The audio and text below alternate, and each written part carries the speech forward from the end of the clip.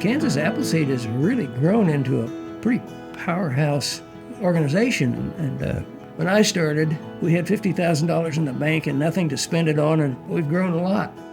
So I was the organization's first executive director. Our entire budget was $50,000. Now it's like over $1.5 million. So to see that kind of growth is incredibly exciting, especially when you know that a lot of organizations start and they just kind of peter out. So that's really fulfilling, just the fact that we're still around 25 years later, certainly that we've had that growth. Also, I've just been blown away with all the different areas in which we've had influence. I mean, we advocate on food issues, we advocate on environmental issues, we advocate on criminal justice issues, we advocate on issues that have to do with juvenile justice. There's a whole array of things that we could never have started back 25 years ago. I was first approached in 1999 by Jack Foch, an attorney, a partner in Folston Seafton in Wichita. And he was particularly interested in a problem we were facing. There became a push to change the merit selection of judges in Kansas. He helped us organize a campaign to support the merit system instead of politicizing judges, because we'd seen the politicization of judges in Texas. He testified before the legislature. I actually just looked at his testimony this morning. It was excellent. He was our leader. He was our first president. He helped us remarkably come from just an ordinary organization to an exceptional organization. I've had a long history of child advocacy, and the fact that Appleseed wanted to look at some systemic problems with children is what drew me to it. Hunger in Kansas remains such an urgent issue. There is no reason in the world why Kansas, who feeds so many people across the country, across the world, should have people right here in our communities going hungry.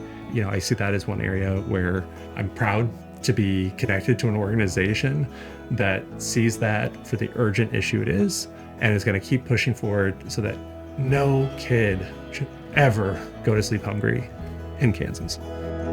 So what has inspired me about the work that is done by Appleseed are the people that engage in the hands-on work, helping individuals and communities better themselves. They don't stop. They always see hope. They always see opportunity. They always see a pathway towards getting to the yes, getting to the place where we help kids get food, we help people get the right to vote, and we do the things that are necessary.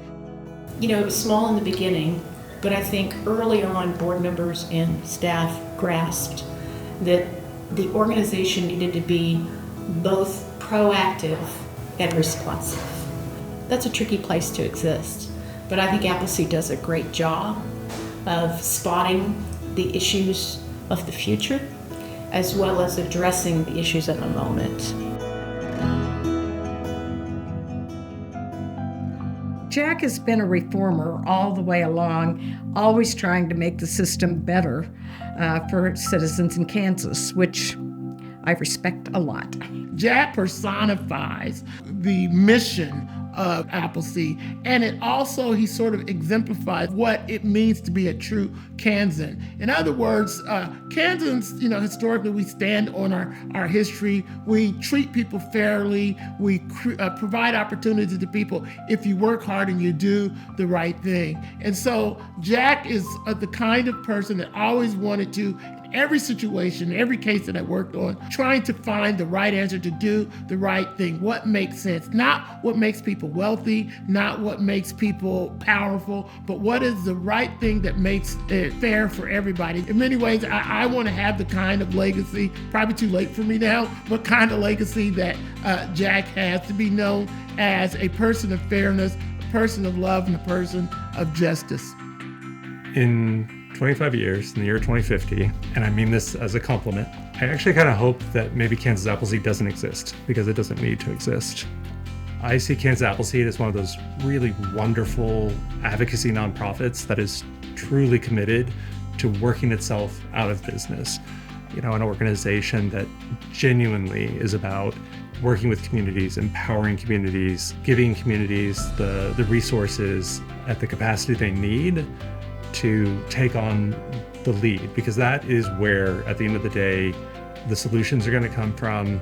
If we want these reforms to be sustained in the future, it's got to come from the community. And I see Kansas Appleseed every day out in the community, talking to people, forming those partnerships, those relationships, and providing trainings, providing connections so that those communities have what they need to be in the driver's seat of change moving forward.